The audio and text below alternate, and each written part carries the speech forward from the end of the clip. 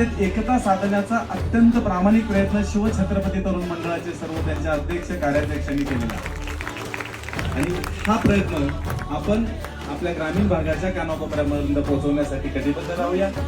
निश्चितपणे गणेश दादा, आनंदांना आणि त्यांच्या सर्व सहकाऱ्यांचं मनापासून कौतुक करूया।